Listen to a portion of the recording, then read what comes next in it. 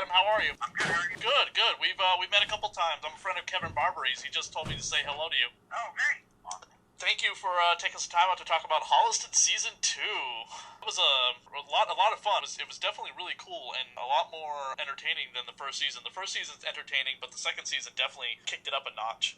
Yeah, I think with the second season of any show, I mean, especially when your first season is only 6 episodes, it's always, perceived as better, funnier, and a lot of that because you don't need to set anything up anymore. Everybody knows the characters, they know the relationships, they know the tone, so you get to just hit the ground running. And like other things we found, I mean, even speaking personally, like Seinfeld is one of my favorite shows of all time, and the first few episodes I watched, I didn't really think it was that funny. I just didn't get it. But then the more you watch, the more it really starts to resonate with you, and you just really start to enjoy it. And then you go back and you watch the first 2 episodes, and now it's really funny. So I think, season 1, there were people that would say, by the 3rd or 4th episode, you could tell that they started to find their groove. In all honesty, the 4th episode, Candyman, was the first episode we ever shot, and the pilot was the last episode that we shot. So it wasn't us finding our groove. I think it's the audience getting into the show, which is completely understandable. But we found that a lot of people now with season 2 coming out have gone back and watched season 1, and they're saying, like, a lot funnier than I remember it. It's like, of course it is. So, but the second season is really, everything is just firing on all cylinders, and for me, I think it's the best work that I've ever done, so I'm incredibly proud of it. Now, I always try, and when someone asks me, oh, what's Holliston? I say, oh, it's like the Big Bang Theory, but for horror fans. Have you ever heard someone compare it like that? Yeah, I think, even on maybe the back of the box for season 1, there was one of the reviews that said that. I think it says it's the show that you wish Big Bang Theory would be. Yeah, it is very similar, and I think without Big Bang Theory, I don't know if the show ever would have happened. I mean, I've been trying to get this made since 2003, and every time I would get it set up in a network, the first thing that they would want to change is that the 2 central characters wanted to be horror filmmakers, and they wanted to get rid of the horror element because they just felt like the broader, middle America wouldn't be able to relate to that. And so the fact that it took as long as it did to get the show made the right way was actually a blessing in disguise, because not only were we able to do the show that I wanted to do with the cast that I wanted to do it with, but we did it with a network that we were their first and only original show, and so I got to do whatever I wanted. And it's a very unique situation where Holliston is an independently made show. Internet only licenses it from us, so my company, Aeroscope, owns it, and we don't have to do anything that they tell us to do. But they've also been fantastic in terms of being partners with us on this, where they don't give us all these ridiculous notes or ask us to do certain things. They're very supportive of the creative process, and they let us do what we want to do. So that's been great. But I think the main difference that I hear from fans between Big Bang Theory and Holliston is that there's a lot of geeks that feel like Big Bang Theory is condescending to them because it's embracing stereotypes of nerds and geeks and people that are into that stuff. I personally don't find that. I actually think Big Bang Theory is a terrific show. But with Holliston, we're never condescending towards horror fans, and everybody is portrayed as very real people. And I think that that's a main reason why horror fans have been speaking, is because horror fans are being portrayed as like gags, or like the way somebody who's not into this stuff would perceive them, like, dressing all goth and being all miserable and depressed and sticking depraved. I mean, the characters in Holliston are very real people that deal with very real heartbreak and struggle and aspirations and friendships. And I think, just judging by the fan reaction when we did convention,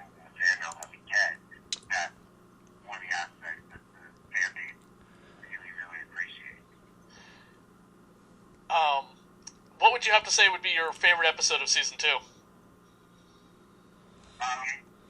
know, it's always hard to pick one, but I think probably the Christmas special for a number of reasons.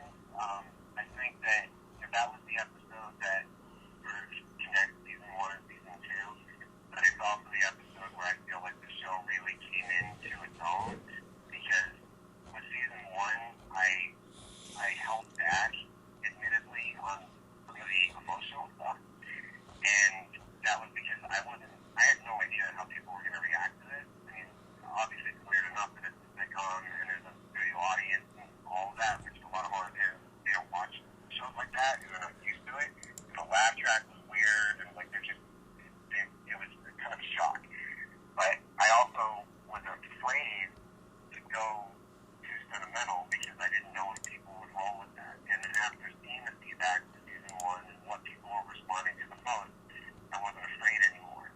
So with the Christmas special, it's very sentimental, and it really, especially because of the flashbacks that show how the characters met and everything, it really, I don't know, really solidifies who everybody is and what the show is and what the spirit of the show is. And there's this one scene that was cut out for television, unfortunately.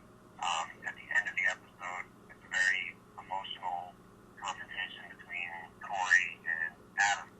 And when we shot that scene, I actually threw out what was scripted and said to Corey English, I'm just going to improv this and say how I feel, and that way you're not prepared for it, and you don't know what I'm going to say, and I don't know what I'm going to say, because that's real.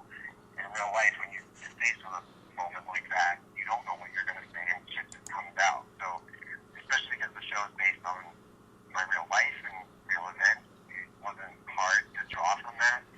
But when we shot that scene, it was very unexpected how emotional it actually got, and that we were both crying, and the crew was crying, and we just knew when we were done shooting that it was something very special.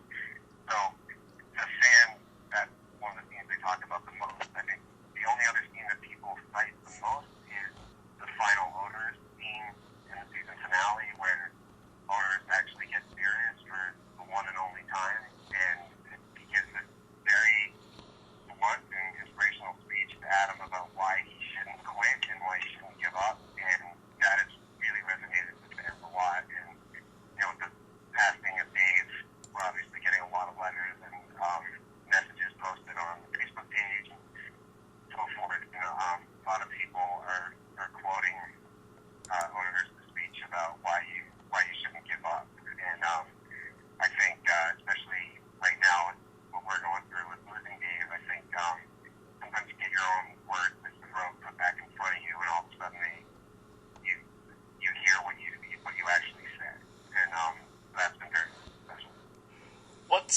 When is season 3 planning on debuting? Well, right now we're still figuring that out. There's a couple reasons. The first one was that we're trying to figure out a new way of structuring the financial structure of the show, where we can hopefully still be on FearNet, because we love FearNet, and the show never would happen without FearNet believing in it. But we also want to try to do this a new way where the show, if it does still air on FearNet, it can be made available everywhere else at the same time, because that's been very frustrating for fans. A lot of people still don't get FearNet where they live, so they hear about it, they see the promos, but then there's no way to watch it, and then a few months later, it'll randomly show up on iTunes in the geeky section, and you have to know to look for it. So we're trying to come up with a new way of putting together the financing so that we have the ability to put the show everywhere at the same time, which isn't easy, but thankfully it's not like we're pitching the show, like people know it, they know the response and the following that it has, so we do have a number of places that we've been talking to. Another thing is that you have two working directors, and you have rock stars, and the cast is very eclectic. Finding the time where everybody can actually clear their schedule and focus only on this is very, very hard to line up. This past year, Joe just directed Everly, which he's about to finish, and I did Digging Up the Marrow, which I'm about to finish. So that's been hard. And then obviously, with losing Dave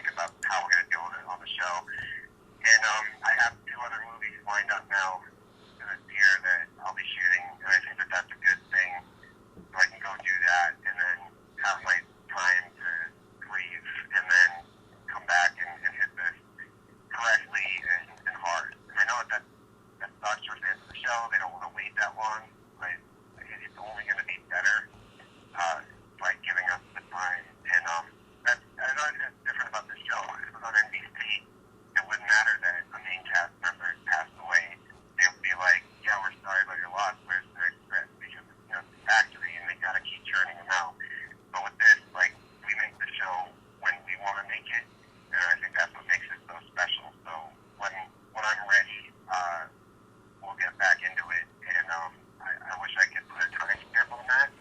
I don't know how long that's going to necessarily take, but however long it takes, how long it needs to take. Cool. We have time for one more question. Okay, and well, I mean, you're a good friend of Joe Lynch's. Of course, you guys work together on the show. How has been the reaction that the Knights of Badassdom has finally been released? It's sort of bittersweet. I think that in one regard, like, the nightmare is over for Joe and it's finally out, and he doesn't need to deal with Red Knights anymore. It's unfortunate that the version that came out is not one that he or the cast really endorses or even knows at all, because I can't get into the specifics of it, but it had nothing to do with creative whatsoever. It had to do with financiers and legal bullshit, and the movie was sort of finished without any of the creative team involved, and it's not the movie that they made. So that part is unfortunate. However, we do a podcast called The Movie Chris, and one of our guests is Don Coscarelli, who Joe and I both worship. And when we were telling him how much we love Beastmaster, we were surprised that his reaction was that he hates that movie, and that he got fired like the third day of editing, and he doesn't even recognize that movie. It's nothing like what it was supposed to be. And it was a little eye-opening, I think, for Joe, because we love that movie. We didn't know that it wasn't what Don wanted or what it was supposed to be. We just know the movie that we saw.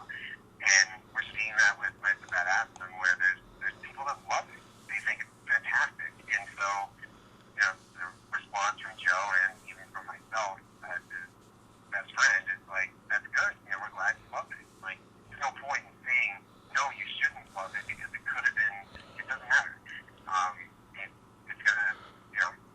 It's gonna be that way, and the more people support it, and the better it does, and it is doing very well.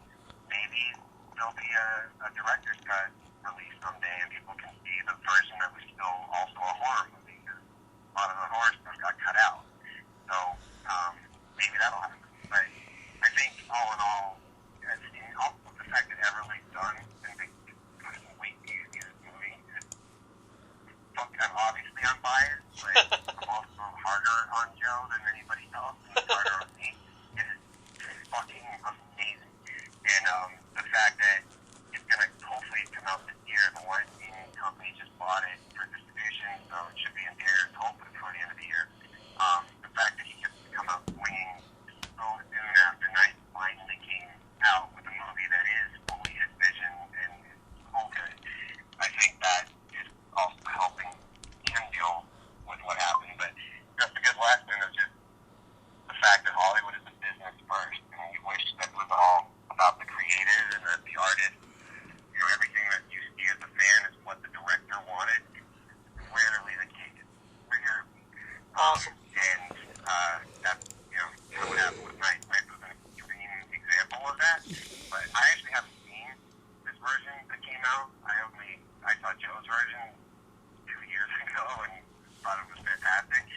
So I don't want to buy it now. After telling me that, I was gonna buy it tomorrow when I got paid, but now I don't want to buy it because I feel like I've met Joe like 3 times and I really like him, and he's come on my show as well. I just feel like I'm betraying him if I go to Best Buy and buy it tomorrow. You're not, though. In fact, you're supporting him by buying it. And because the more people that buy that movie, the better the chances are that the distributor will do a director's cut release down the road.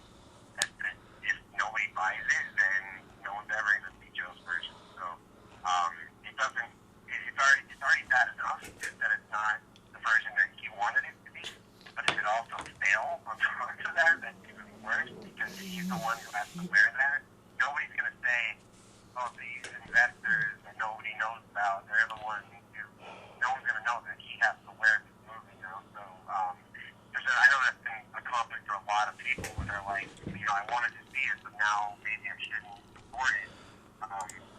Don't look at it like that. And the thing is, it is still a good movie. It is not the movie he made. So lots of people love it. So maybe you'll love it. Maybe try to go into it not thinking about any of the behind the scenes drama that you've heard about. Just watch it for what it is, and maybe you'll like it, and maybe you won't. But more people that support it, the better the chances are that we actually do get to see Joe's version finished and released someday. Cool. Awesome. Well, thank you, Adam, so much for taking some time out to come on the show with us and talk about Holliston Season 2, and good luck, and we can't wait to see your next movie. Thank you very, very, very, very much. Definitely. And again, Kevin Barbary says hello. Awesome. Bye, Adam. All right, bye.